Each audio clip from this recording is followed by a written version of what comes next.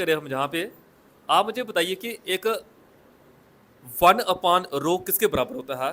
1/रो जो है वो के बराबर होता है, जिसको हम कैपा बोलते हैं। हाँ, कप्पा बोलते हैं।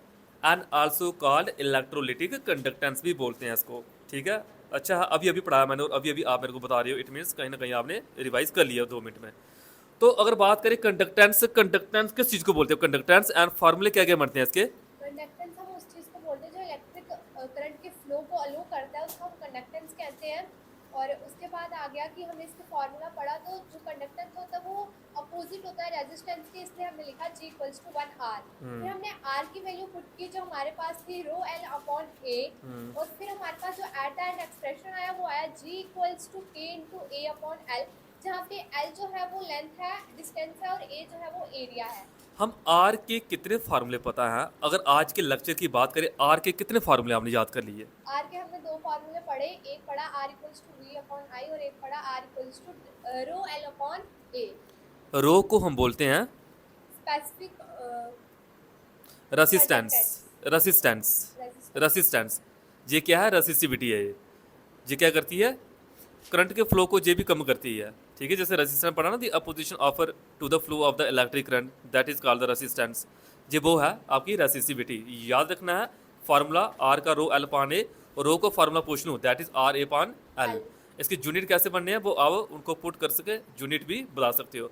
मुझे बताओ एक एक्सियल लाइन क्या होती है और उसमें हम एक इलेक्ट्रिक फील्ड की वैल्यू को कैसे कैसे निकालते हैं? एक्सियल लाइन वो लाइन होती है जो हमारे डाइपोल के सेंटर से पास करती है। और अगर हमें इसका एक्सप्रेशन निकालना हो तो सबसे पहले हम कंसीडर करते हैं एक डाइपोल जो है उसको कंसीडर करते हैं, और फिर हमने उसमें से जो है इलेक्ट्रिक हाँ। फील्ड इंटेंसिटी निकालनी है एट पॉइंट पी पे। तो उसमें हम क्या करते हैं, सबसे पहले हम E1 electric field intensity at point P पे due to charge minus Q की वजह से निकालते हैं, जो कि हमारे पास आती है 1/4πε0 1/r+a²। और जो दूसरी है उसमें हमारे पास r-a² आ जाता है। एट द एंड जो हमारे पास एक्सप्रेशन आता है एक्सियल का, तो वो हमारे पास आता है q/4πε0। ठीक है, ये तो चलो मैथमेटिकल डायग्राम पे डिपेंड है, जो आपने प्रैक्टिस की है तो अभी थोड़ा थोड़ा दिमाग में चल रहा होगा, जब निकालते हो तो वो चीज़ें आ जाती हैं। बात करते हैं ऐसे डाइपोल मूवमेंट का फार्मूला क्या बनता है? इसको पास रखो थोड़ा, ये इसकी बिना आवाज़ नहीं आती। q×2a, हाँ। Charge into distance. यहाँ पे बहुत छोटा डिस्टेंस है इसलिए हमने ट्वाइस ऑफ ए लिया है। आइडियल डाइपोल बोलते हैं, छोटा डिस्टेंस हो ना, that is called the ideal dipole. जो हमारा जिस पॉइंट पे वैल्यू निकालनी है, अगर वो डिस्टेंस ज़्यादा है तो that is called the ideal dipole बोलते हैं उस टाइम।